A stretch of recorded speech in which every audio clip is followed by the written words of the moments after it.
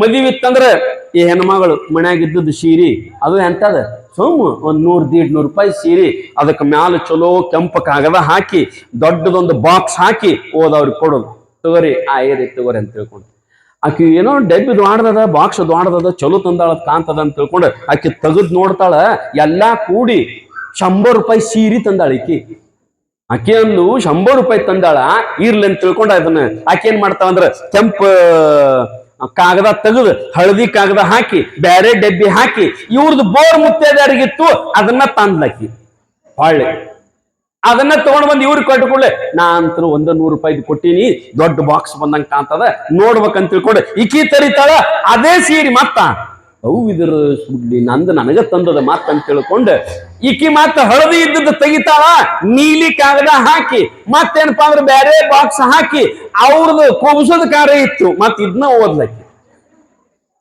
ಆಕಿ ನೋಡ್ತಾಳ ಈ ಸರಿಯಾರೆ ಬೇರೆ ತಂದಾಳ ನೋಡ್ಬೇಕಂತ ತೆಗಿತಾಳ ಮತ್ತ ಅದೇ ಸೀರಿ ನಿಮ್ಗೆ ಹೇಳ್ತನ್ರಿ 100 ರೂಪಾಯಿ ಸೀರೆ 100 ಕಾರ್ಯ ಅಡ್ಡಾಡಿತ್ತು ಅದನ್ನೇನ್ ಯಾರು ಉಳಿದಿಲ್ಲ ಎಳ್ದಾಡೆ ಹರಿದಿತ್ತ ಸೀರೆ ಅವ್ರದ್ದು ಇವ್ರಿಗೆ ಮಾಡಿ ಇವ್ರದ್ದು ಅವ್ರಿಗೆ ಮಾಡಿ ಬರೀ ಹಿಂಗ ಮಾಡಿ ಸೀರೆ ಹರಿದಿತ್ತ ನಮ್ಮ ಮೌಗಳು ಅಷ್ಟು ಸೀರೆ ನೀವು ತಗೋತೀರಿ ಆದ್ರೆ ನಮ್ ಶರಣರ ಪಾಪ ಹಂಗಿಲ್ಲ ಒಂದ್ ಜೋಡ್ ದೋತರ ಹಂಗೆ ತಂದ್ರಂದ್ರ ಅವ್ ಹರಿತಕ ಅದರ ಮ್ಯಾಗನ ನಮ್ಮ ಶರಣರು ಎಲ್ಲಾರು ಆದ್ರೆ ಸಂತ ತುಕಾರಾಮನ ಹೆಂಡತಿ ಸೀರಿ ಜೀವನದೊಳಗೆ ಒಂದ ಸೀರಿ ಮತ್ತೊಂದು ಸೀರೆ ತಗೋತಾನಂದ್ರ ರೊಕ್ಕ ಇಲ್ಲ ದುಡ್ಡು ಇಲ್ಲ ಅದ ಸೀರೆ ಮ್ಯಾಗ ಅದನ್ನ ದಿವಸ ಒಗೆಯುವುದು ಅದನ್ನ ದಿವಸ ಉಟ್ಕೊಳ್ಳೋದು ಬರೀ ಅಂತ ಅದೇ ಇತ್ತು ಅದನ್ನ ಮತ್ತೆ ದಿಂಡ್ ಹಾಕಿದ್ರು ನಡ್ಬಾರಕ್ ಹರದು ದಿಂಡ್ ಹಾಕಿ ಸೀರಿದ್ರು ಗೊತ್ತದೇನ್ರಿ ಈಗಿನ ಮಂದಿಗೆ ಇನ್ನ ಒಂದಿಟ್ಟು ಹಳ್ಳಿ ಮಂದಿಗೆ ಗೊತ್ತದರಿ ನೀವು ಇದನ್ನ ಹೋಗಿ ಬೆಂಗಳೂರಾಗ ಕೇಳ್ರಿ ದಿಂಡ್ ಹಾಕಿದ ಸೀರೆ ಅಂದ್ರ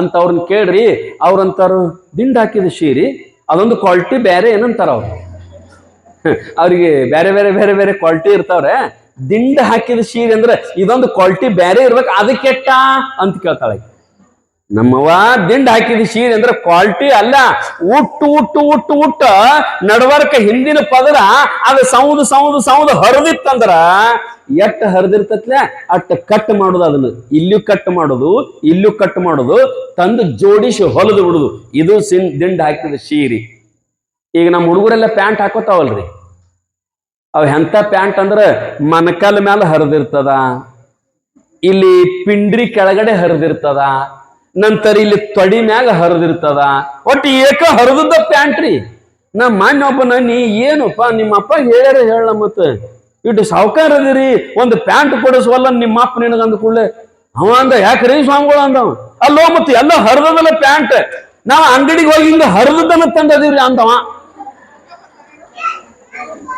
ನಾವು ರೊಕ್ಕ ಕೊಟ್ಟಿದ್ದನ್ನ ಹರಿದದ ಪ್ಯಾಂಟ್ ತಂದದೀವ್ರಿ ನೀ ತಂದಿಯೋ ನಿಮ್ಮ ಅಪ್ಪ ತಂದಾನು ನಾನ ತಂದನ್ರಿ ಮತ್ತೆ ನಿನ್ ತಲೆ ಕೆಟ್ಟೈತೆ ಬರೋಬ್ರ ಐತೆ ಇಲ್ಲೋ ಅಂದೆ ನಾನು ಯಾಕ್ರಿ ಅಂದ ಕೂಡಲೇ ಅಲ್ಲೋ ಹರಿದದ್ ಯಾಕೆ ತಂದದಿ ಅಂತಂದ್ರ ಅವ ಹೇಳ್ದ ಹರಿದದ್ ಯಾಕಂತಂದ್ರ ಇದು ಸ್ಕ್ರ್ಯಾಚ್ ಪ್ಯಾಂಟ್ ರೀ ಅಂದವ ಏನತ್ರಿ ಸ್ಕ್ರ್ಯಾಚ್ ಪ್ಯಾಂಟ್ ಅಂತದು ಅಂದ್ರ ಅದ್ರ ಹೆಸರ ಅದು ಇಂಗ್ಲಿಷ್ನಾಗ ಬಾಳ ಚಂದ ಕಾಣ್ತೈತಿ ನಿಮ್ಗ ಸ್ಕ್ರ್ಯಾಚ್ ಪ್ಯಾಂಟ್ ಇಂಗ್ಲಿಷ್ನೊಳಗ ಅದನ್ನ ಕನ್ನಡದೊಳಗ ಹರ್ಕ್ ಪ್ಯಾಂಟ್ ಅದು ಅದನ್ನ ಅದಕ್ಕ ಯಾರು ಕನ್ನಡನ್ಯಾಗ ಅನ್ನಂಗಿಲ್ರಿ ಎಲ್ಲಾರು ಇಂಗ್ಲಿಷ್ನಾಗ ಹೇಳ್ತಾರ ಅದನ್ನ ಅದ್ರ ಕನ್ನಡ ಅರ್ಥ ಏನಂದ್ರ ಹರ್ಕ್ ಪ್ಯಾಂಟ ಹಿಂದಿನ ಮಂದಿ ನಮ್ ಹಿರಿಯರೆಲ್ಲಾರು ಮನ್ಯಾಗ ರೊಕ್ಕ ಇಲ್ಲದಕ್ಕ ಅವು ಹೊಸಾವ್ ತಂದು ಹಾಕೊಳ್ಳಾರಕ್ಕ ಹರಿದದ್ದು ಪ್ಯಾಂಟ್ ಹಾಕೋತಿದ್ರು ಈಗಿನ ಹುಡುಗರು ರೊಕ್ಕ ಕೊಟ್ಟು ಹರಿದದ್ದು ಪ್ಯಾಂಟ್ ತರ್ತಾರ ಹೆಂಗಿರ್ಬೇಕು ನೋಡ್ರಿ ಅದು ಒತ್ತಾಟ ಇರ್ಲಿ ನಮ್ಮ ಮೊನ್ನೆ ಪುಣಾದವ್ರ ಅಣ್ಣವ್ರು ಬಂದಾರ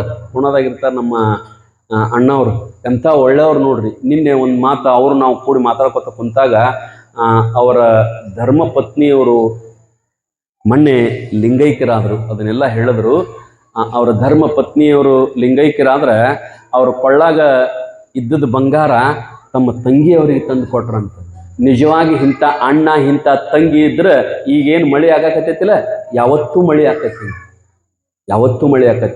ನಾ ಮೊನ್ನೆ ಹೇಳಿನಲ್ಲ ಒಬ್ಬಾಕಿ ತಂಗಿ ನಾ ಜ್ವಾಳ ಇಲ್ಲ ಜ್ವಾಳ ಕೊಡಂತಂದ್ರೆ ಜ್ವಾಳ ಕೊಡ್ಲಿಲ್ಲ ಅವ ಎಲ್ಲಿ ಜ್ವಾಳ ಹೋಗ್ ತಂಗಿ ಅಂದ ತೆಗೆದು ನೋಡ್ಬಿಡ್ದ ಹಾಗೆ ಅರ್ಧ ಆಗಿದ್ವು ಯಾಕ್ರಿ ಹಿಂಗಾಗೈತೆ ಅಂದ್ಕೊಳ್ಳೆ ನಿಮ್ಮ ತಂಗಿ ಬಂದು ಪೂಜಾ ಮಾಡ್ಬೇಕಂತಂದಾಗ ಬಂದು ಪೂಜಾ ಮಾಡಿದ್ಲು ಹಾಗೆ ತುಂಬಿದ್ವು ಅವು ನಾವು ಹೆಣ್ಣು ಮಕ್ಕಳನ್ನು ಮನ್ಯಾಗ ಹೆಂಗೆ ತಿಳ್ಕೊಬೇಕಂದ್ರೆ ನಮ್ಮ ಮನೆಯ ಮಹಾಲಕ್ಷ್ಮಿ ಅಂತ ತಿಳ್ಕೊಬೇಕು. ಯಾರು ಹೆಣ್ಣು ಮಕ್ಕಳಿಗೆ ನೀವು ವಿಚಾರ ಮಾಡಲಾರ್ದ ಕೊಡ್ತಿರಲ್ಲ, ಅವ್ರನ್ನ ತೃಪ್ತಿಯಿಂದ ಇಡ್ತಿರಲ್ಲ, ದೇವ್ರು ನಿಮ್ಮ ಮನೆಯೊಳಗೆ ಬಂಗಾರದ ಹೊಗೆ ಹಾಯುವಂಗೆ ಆಶೀರ್ವಾದ ಮಾಡ್ತಾನೆ. ಅದ್ರ ಜೊತೆಗೆ ಹೆಣ್ಣು ಮಕ್ಕಳು ನನ್ನ ತವ್ರ ಮನೆಗೆ ಚಲೋ ಆಗಲಿ ಅಂತ ಅವರು ಆಶೀರ್ವಾದ ಮಾಡ್ತಾರೆ. ಆ ರೀತಿಯೊಳಗ ಅವರು ಪುಣಾದಿಂದ ಬಂದಾರ. ಪುಣಾದಾಗ ನಾನು ಪ್ರವಚನಕ್ಕೆ ಹೋಗ್ತಿದ್ನಿ. ಅಲ್ಲಿ ಎಲ್ಲಿ ಕಾಳೆವಾಡಿ ಅಂತ ತಿಳ್ಕೊಂಡು ಭಾಗ್ಯವಂತಿ ದೇವಸ್ಥಾನದೊಳಗೆ ಪ್ರವಚನ ಇರ್ತದ ಪುಣಾದಾಗ. ಅಲ್ಲಿ ಹೋದಾಗ ನಾನು ನೋಡ್ತಿದ್ನಿ, ಪುಣಾದಾಗ ಕಾಲೇಜ್ ಹುಡುಗರು ಗಂಡು ಹುಡುಗರು ಸ್ಕ್ರಾಚ್ ಪ್ಯಾಂಟ್ ಹಾಕೋಲಿ ಏನ್ ತೊಂದರೆ ಇಲ್ಲ, ಹೆಣ್ಣು ಹುಡುಗರು ಸ್ಕ್ರಾಚ್ ಪ್ಯಾಂಟ್ ಹಾಕೊಂಡು ಹೇಳ್ತಾವ್. ನಮ್ಮ ದೇಶದ ಸಂಸ್ಕೃತಿ ಎಲ್ಲಿಗೆ ಬಂದದ? ನಾವು ಯಾವ ಕಡೆ ಹೊಂಟೀವಿ? ನಮ್ಮ ಪರಂಪರೆ ಏನು, ನಮ್ಮ ಇತಿಹಾಸ ಏನು, ಅದನ್ನೆಲ್ಲ ನಾವು ಅಧ್ಯಯನ ಮಾಡಬೇಕು. ಇನ್ನೂ ಸಂಸ್ಕೃತಿ ಸಂಸ್ಕಾರ ಅನ್ನೋದು ಏನಾದ್ರೂ ಉಳಿದಿತ್ತಂದ್ರೆ ಈ ನಮ್ಮ ಹಳ್ಳಿಯೊಳಗೆ ಉಳ್ದದ ನೋಡ್ರಿ. ಹಳ್ಳಿಗಳೊಳಗ ಉಳ್ದದ. ಹೊರಗಡೆ ನಾವು ಹಾದಿವಂತಂದ್ರೆ ಬಹಳಷ್ಟು ವಾತಾವರಣ ಕೆಟ್ಟ ಹೋಗ್ಯದ, ಬಹಳಷ್ಟು ಕೆಟ್ಟ ಹೋಗ್ಯದ. ಆ ರೀತಿಯೊಳಗ ಸಂತ ತುಕಾರಾಮನ ಹೆಂಡತಿಗೆ ದಿಂಡ ಹಾಕಿದ ಸೀರೆ ಉಟ್ಟಾಳ. ಯಾರೋ ಒಬ್ಬರು ಹೆಣ್ಮಕ್ಳು ಬಂದು ಮುತ್ತೋತ್ಯಾನಕ್ಕೆ ಹೇಳ್ಯಾರ. ಯಾರೋ ಒಬ್ರು ಹೆಣ್ಮಕ್ಳು ಬಂದು ಮುತ್ತೋತ್ಯಾನಕ್ಕೆ ಹೇಳ್ಯಾರ. ಅದ್ರಾಗ ಮುತ್ತೋತ್ಯಾನಕ್ಕೆ ಹೇಳಿದ್ರ, ಮುತ್ತೈದಿ ತನಕ ಹೇಳಿದ್ರ ಒಲ್ಲೆ ಅನ್ನಬಾರ್ದಂತ ನೋಡ್ರಿ. ಅದು ಒಂದು ಪದ್ಧತಿ. ನಿಮ್ದು ಏನು ಕೆಲಸ ಇದ್ರು ಬಿಟ್ಟು ಮುತ್ತೈದಿ ತನಕ ಅಂದ್ರೆ ಉಡಿ ತುಂಬ್ಕೊಳಕ್ ಹೋಗ್ಬೇಕಂತ ಅದೊಂದು ಪದ್ಧತಿ. ಕೆಲವ್ರು ಈಗಿನ ಮಂದಿ ವಾಲ್ಯ ಅಂತಾರೋ ಏನ್ ಮಾಡ್ತಾರೋ ಗೊತ್ತಿಲ್ಲ, ಒಟ್ಟು ಹೋಗ್ಬೇಕಂತ. ಆಕಿ ದಿಂಡ ಹಾಕಿದ ಸೀರೆ ಉಟ್ಕೊಂಡಾಳ, ಮುತ್ತೋತ್ಯಾನಕ್ಕೆ ಹೇಳಾಕ ಬಂದಾಳ. ಮತ್ತಿನ್ನೇನು ಮಾಡ್ಬೇಕಂತ ಹೇಳಿ ಬಾಜು ಮನಿ ಹೆಣ್ಮಗಳು, ಬಾಜು ಮನೆಯವ್ರು ಇರ್ತಾರಲ್ಲ, ನಿಮ್ಗೆ ಆಜು ಬಾಜು ಹೆಣ್ಮಕ್ಳು ಪರಿಚಯದವರು, ಗೆಳತಿಯರು, ಅಕ್ಕ ತಂಗಿಯಾರು, ಸಂಬಂಧಿಕರು ಇರ್ತಾರಲ್ಲ, ಹಂಗ ತುಕಾರಾಮನ ಹೆಂಡತಿಗೆ ಏನು ಮುತ್ತೋತ್ಯಾನಕ್ಕೆ ಹೇಳಿದ್ರಲ್ಲ, ಈ ದಿಂಡ್ ಹಾಕಿದ ಸೀರೆ ಉಟ್ಕೊಂಡು ಹೋದ್ನಂದ್ರೆ ನನಗೂ ಅಪಮಾನ, ಅವ್ರ ಮನ್ಯಾಗ ಉಡಿ ತುಂಬತಾರಲ್ಲ ಅವರಿಗೂ ಅಪಶಕುನ ಆದಿಗಿದ್ದಿತ್ತು ಅಂತೇಳಿ ಬಾಜು ಮನೆಯಕ್ಕೆ ಎತ್ತಕ್ಕೆ ಹೋಗಿ ಬಾಜು ಮನ್ಯಾನವರು ಮುತ್ತೋತ್ಯಾನಕ್ಕೆ ಹೇಳ್ಯಾರ, ಮುತ್ತೈದಿ ತನಕ ಉಡಿ ತುಂಬ್ಕೊಳಕ್ ಹೇಳ್ಯಾರ. ಅದಕ್ಕೆ ಒಂದಿಟ್ಟು ಸೀರೆ ಕೊಡಯ್ಯವ, ಒಂದು ಸೀರೆ ಕೊಡು, ಮತ್ತು ಸೀರೆ ಉಟ್ಕೊಂಡ ಮುತ್ತೋತ್ಯಾನಕ್ಕೆ ಹೋಗಿ ನಾ ಮತ್ತೆ ಬಂದು ಕೊಡ್ತೀನಿ. ಹೆಣ್ಮಕ್ಳು ಭಾಳ ಒಳ್ಳೆಯವ್ರು. ಒಬ್ರದೊಬ್ರು ಸೀರೆ ಕೊಡ್ತಿರ್ತೀರಿ ನೀವು. ಅದು ನಮ್ಮ ಪೂರ್ವದ ಪರಂಪರೆನೂ ಅದರಿ. ಹಂಗ ಏನಂತಂದ್ರ ನಿಮ್ಮ ಗಂಡ ಹೊಸ ಸೀರೆ ತಂದಂದ್ರೆ ಮೊಟ್ಟ ಮೊದಲು ನೀವು ಉಡಬಾರ್ದಂತ. ಮೊದಲಿಗೆ ಸೀರೆ ನೀವು ಉಡಂಗಿಲ್ಲ. ನಮ್ಮ ಹಿಂದಿನ ಮಂದಿ ಎಲ್ಲ ಉಡ್ತಿದ್ದಿಲ್ರಿ, ಈಗಿನವರೆಲ್ಲ ಊಟ ಅದನ್ನ ತೈನ ಅಂಗಡಿಯಾಗಿಂದ ತಂದು ಮನಿಗೆ ತಂದು ಕೂಡಲೇ ಬಡ ಬಡ ತೆಗೆದು ಉಟ್ಕೊಂಡು ಕನ್ನಡಿ ಮುಂದೆ ನಿತ್ತ ಬಿಡವ್ರು. ನಮ್ಮ ಹೆಂಗಾಗ್ಯದ ಏನಾಗ್ಯದ, ಒಮ್ಮೆ ಶರಗ ಹಿಂಗೆ ಗೊತ್ತಗೊಂಡು, ಒಮ್ಮೆ ಶರಗ ಹಿಂಗೆ ಗೊತ್ತಗೊಂಡು, ಒಂದು ಇಲ್ಲಿ ಹಾದು ಹಿಂಗೆ ಹಾಕೊಂಡು ಒಟ್ಟು ಸೀರೆ ಉಟ್ಕೊಂಡ ನೋಡವ್ರು. ಆದ್ರೆ ನಮ್ಮ ಹಿಂದಿನ ಹಿರಿಯರು ಸೀರೆ ತಂದು ಕೊಟ್ಟರು ಅಂತಂದ್ರೆ ಹೆಂಡತಿಗೆ ಆಕಿ ಉಡ್ತಿದ್ದಿಲ್ಲ. ಯಾಕೆ ಉಡ್ತಿದ್ದಿಲ್ಲ ಅಂದ್ರೆ ಓಣ್ಯಾನವ್ರಿಗೆ ಹೆಣ್ಮಕ್ಳಿಗೆ 4 ಮಂದಿಗೆ ಅದನ್ನ ಉಡಾಕ್ ಕೊಡುದು. ಒಂದ್ 2 ಒಗಿ ಉಡ್ನಿ, ಆಕಿ ಉಟ್ಟು ಕೊಟ್ಟು ಕೂಡ್ಲೆ ನೀವೊಂದ್ 2 ಒಗಿ ಉಡ್. ಎಲ್ಲಾರು ಓಣ್ಯಾಗ ಆಕೊಂದ್ 4 ದಿವ್ಸ ಇಕ್ಕೊಂದ್ 4 ದಿವ್ಸ ಎಲ್ಲಾರು ಉಟ್ಟು ಆ ನಂತರ ತಂದು ಕೊಟ್ರು ಅಂತಂದ್ರೆ ಇಕ್ಕಿ ಉಡ್ಬೇಕಂತ ನೇಮದ. ಅಂದ್ರೇನು, ಇದನ್ನು ದಾನ ಮಾಡಿನ ಅವರಿಗೆ ಕೊಟ್ಟನ ತಂದು ಉಡ್ಬೇಕಂತ ನೇಮದ. ಇದು ಪೂರ್ವದ ಪರಂಪರೆ.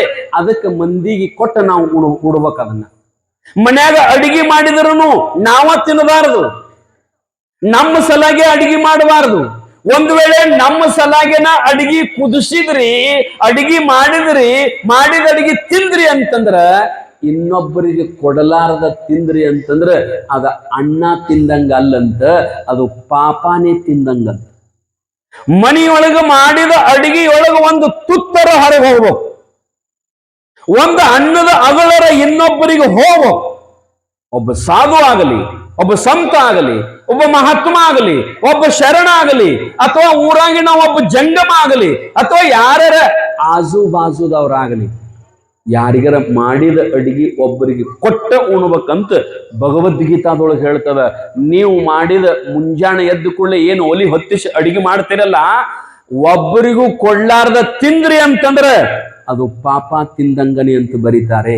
ಅದಕ್ಕ ನಮ್ಮ ಹಿಂದಿನ ಹಿರಿಯರ ಒಂದು ಪದ್ಧತಿ ಇತ್ತು ನೋಡ್ರಿ. ಏನಂತಂದ್ರ ಮೊದಲನೇ ರೊಟ್ಟಿ ಮನಿ ಹಿರಿ ಮಗ ತಿನ್ನಬಾರ್ದಂತ್ರಿ. ಹಿಂಗಿತ್ತಿಲ್ರಿ ಪದ್ಧತಿ. ಈಗೂ ಐತೆ ಇಲ್ಲ? ಮತ್ತೆ ಈಗಿಲ್ಲ. ಮೊದಲನೇ ರೊಟ್ಟಿ ಹಂಚಿಟ್ಟು ಕೂಡ್ಲೆ ಫಸ್ಟ್ ಏನು ರೊಟ್ಟಿ ಮಾಡ್ತಿರಲ್ಲ, ಆ ಮೊದಲನೇ ರೊಟ್ಟಿ ಮನಿ ಹಿರಿ ಮಗ ತಿನ್ನಬಾರ್ದಂತ. ನಾ ಅಂತೀನಿ, ತಿಂದ್ರೆ ಏನಾಕತ್ರಿ ಅವ? ತಿನ್ನಬಾರ್ದಂತಾರ. ಕೊಟ್ಟ ನೋಡ್ರಲ್ಲ, ತಿಂದ್ರೆ ಏನಾಕತಿ? ಏನ್ ಸಾಯ್ತಾನ ನಾವ? ಏನಾಗಂಗಿಲ್ಲ.